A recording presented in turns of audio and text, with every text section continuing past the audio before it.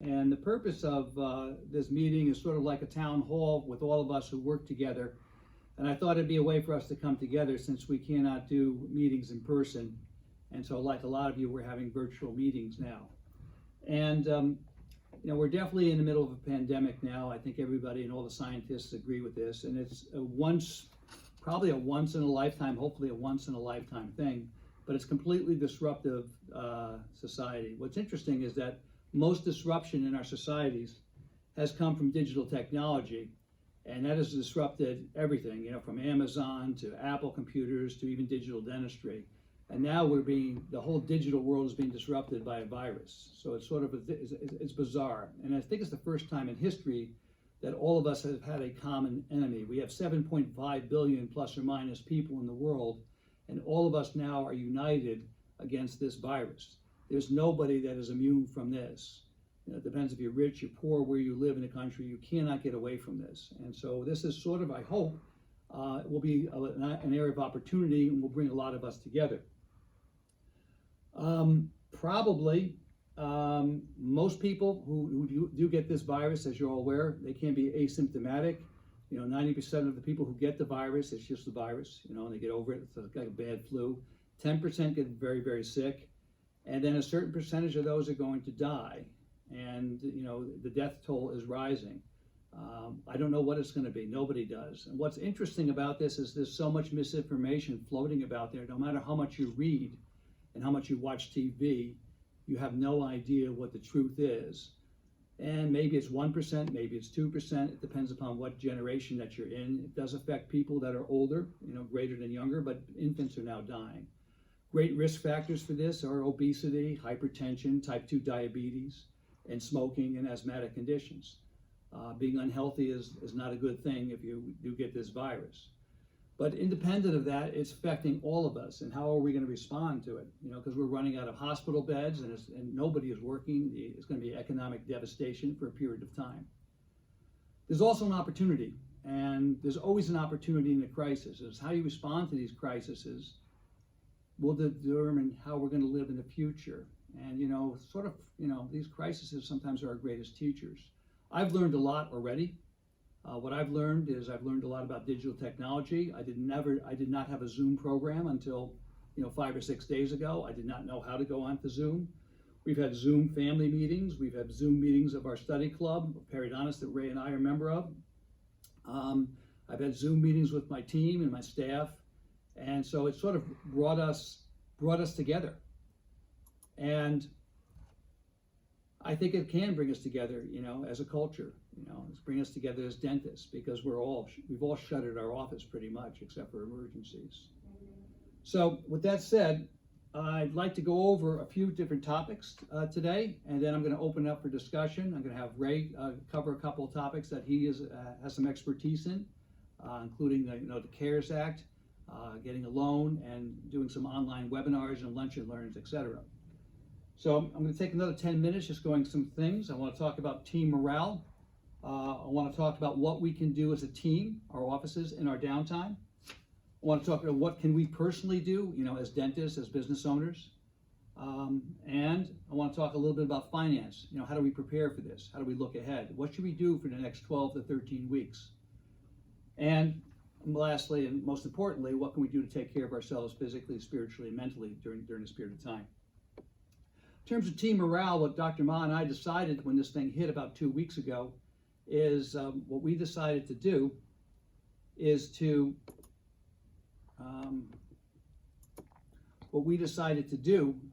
about 2 weeks ago is to pay our staff that was working for the next 2 weeks, the people who wanted to. I'm sorry? Oh. Somebody spoke for a second. What I wanted to be able to do is pay our staff for the next 2 weeks, which we did, and we paid the staff that showed up, and people who didn't show up, we gave them 2/3 salary to stay at home. And after that, we furloughed most of our staff, except for the salaried employees, and they're allowed to collect benefits. We're running right now with a skeleton crew. Our phones are being answered 8 to 5 Monday through Friday. We will come in for emergencies, although we're trying not to, because we don't want to expose our patients or to our team members to any of the disease. and we have one assistant on standby. We also have a marketing team here. I work with Jose, who a lot of you do know, and I have Andrea, who we recently hired, who actually started 2 weeks ago. She left her last job to run a lot of our marketing and our social media in the office, and so she started on a day that we were telling everybody that we're only going to be paid for another 2 weeks, and we've kept her on because we're going to be using our technology over the next 2 weeks, over the next 2 or 3 months, actually, to build our marketing platform. We also had Zoom meetings with the staff, and we're doing that at least once a week. We met with a lot of them in person because we spent the last 2 weeks cleaning the office. There's not a drawer in our office that has not been touched. We opened every drawer. We have 4 floors in this building, and so I was in every crawl space, and we filled up 2.5 dumpsters full of stuff. And so it gave us an opportunity to really clean house, literally and figuratively. So we've cleaned the entire office. We've cleaned our laboratory. We threw out the older models. We threw out things that we didn't need, and the place is really looking great. What we're also going to do is redo our parking lot, put up a new fence, and do some minor painting, so the place will be pristine when we open up in 1 to 2 or 3 months from now.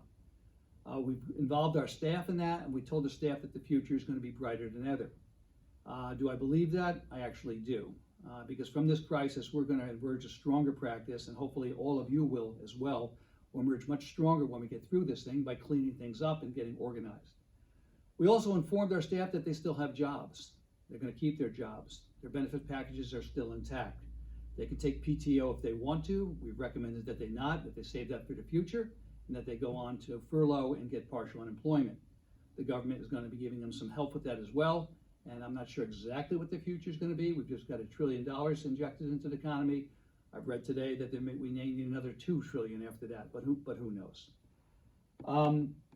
What we've also done is we're working remotely with our marketing team. So Jose and Andrea, myself and Dr. Ma, we're now creating a digital marketing platform where we're talking on Zoom, and we're creating material to put on the web, this meeting being one of them. So we expect 1 to 3 months of downtime, anywhere from 4 to 12 weeks. Who knows? None of us can predict the future. So what are we going to do? Well, one of the things that we're doing is we're doing a lot of staff education. I've made the protocol books available to our entire teams. We've asked them to read them. We have 2 or 3 new employees. These new employees do not know a lot about what we do, and so I have other staff members training them online about how to take x-rays. Now, it's not as good as working with a patient, but we can talk about at least the philosophy, because they need to take an x-ray test. We talked to them about infection control. We've given them all the books that we've written here and all the protocols and all the articles, and we've asked them to read them at home. We meet with them online and we talk to them about what's going to happen in the future. What can we do, we as dentists? Well, marketing is one thing we can do. We can get our marketing teams in place. We can look at our websites. We're redesigning our website. Hopefully in 3 or 4 weeks, we'll have a brand new website. There have been so many things on my to-do list that I've been wanting to do for the last 5 or 6 years that I've been saying that I wish I could have a sabbatical where I could just stay home and do nothing. Well, God heard that, and he gave me that sabbatical. I now have 3 months to stay at home and do nothing or whatever I want to do. During that period of time, we're doing a lot of writing, a lot of organizing. I've pretty much cleaned the house and the office. Now it's time to go into the computer, into the website, and to start to look at those things and get those organized. Redo photos that are on there, create marketing brochures, prepare marketing pieces, get testimonials, look at our videos that we have, change those around, do recordings and share them with all of you. But the most important thing I can do during this period of time is to be a supportive leader to my team that depend upon us, all of us dentists, to lead them during this period of time, because there's a lot of confusion out there. A lot of offices shuttered themselves. Not so much dental offices, but other businesses. My mentor, one of my mentors, is Danny Meyer, owner of Shake Shack and Gramercy Tavern and Union Square restaurant. I mean, he's a master at leading a team, and he had to lay off 2,000 employees.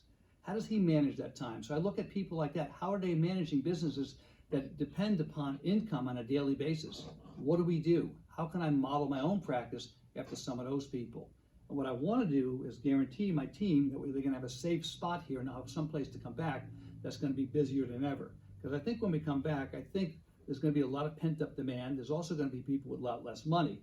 But I think that's going to even out. And over a period of time, we're going to be very busy. We may have to work 5, maybe 6 days a week to catch up with that. And I want my team to be prepared to be able to do that.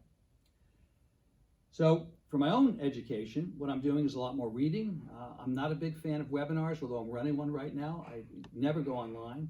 I've never seen myself give a lecture, and I very rarely go on to lectures. I very rarely go on to Dental XP, and look, I'm doing a lot of that now. I'm doing actually 1 or 2 webinars a day, mostly focused on finance and how it affects, the COVID virus and what we can do to prepare. Most of what I'm reading on now is about the COVID, as most of you are as well.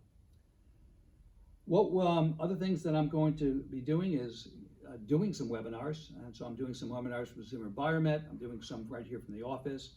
Dr. Ma, who she'll talk about in a second, is going to offer some lunch and learns. He'll probably do a weekly lunch and learn or a bi-weekly lunch and learn for teams on various aspects of periodontics and implant dentistry, etc. And you can put your team, we'll send you a schedule of when those are going to be, so you can have some team meetings around those as well. In terms of finance, I mean, for me personally, my income has stopped, from the practice. It's completely stopped. My lecture income stopped. All meetings have been canceled. So we're pretty much taking in about 0 a month. We'll see 1 or 2 emergencies, but it's insignificant. So we have a significant cash flow problem. And I think what is important that we need to do is not look at where we are today, but let's look at where you're going to be over the next 13 weeks. In the invitation to the webinar, what I've done is I gave you a handout, and you can click to it, and it's written by a friend of Joe Polish, is someone who I follow, and it talks about what to do over the next 13 weeks. And some of the things that he talks about doing is, number 1, look at your current balance. How much money do you have in your bank? Look at your current budget, both in your personal life and in your business, and look at how much that money is going to last. It may only last some of you 2 weeks or 3 weeks, or maybe not even that long. Some of you may have a lot more money, maybe you have a large accounts receivable, but I doubt that's going to be paid that much in the next few weeks, because if you have a large accounts receivable, patients aren't paying you. And they're not going to be inclined to do it now because their income is stopped. So look at what you can do to tighten your belt. How can you do that? Is it in staffing? I mean, a lot of us have furloughed our staff.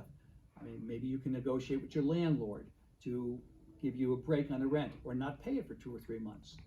Everybody is negotiating right now. You call up Shine saying, will you give me 90 days instead of 30 days during this period of time? So I think there's a lot of negotiation that you can do. There's also a new loan program that the government has rolled out, and Ray has become somewhat of an expert on that, the CARES Act, and he'll talk to about that a little bit.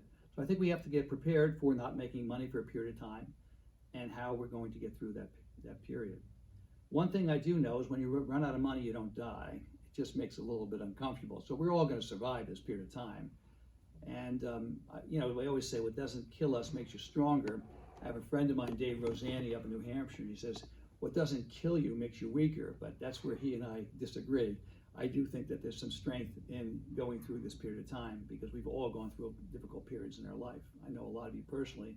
I know we've all had some major traumas that we've gotten through. And the last thing, and then I'll turn it over to Ray for a few minutes, is to take care of yourself. I mean, we're not going to the gyms anymore because they're closed. We can't go to the beaches anymore because they're closed, but we can do things at home. There are videos at home. Exercise daily. Take an hour a day to exercise. I mean, I'm doing yoga with family members online. I'm watching a lot of Netflix on my exercise bike. Try to eat better during this period of time because now we can cook for ourselves. We're not eating in restaurants anymore.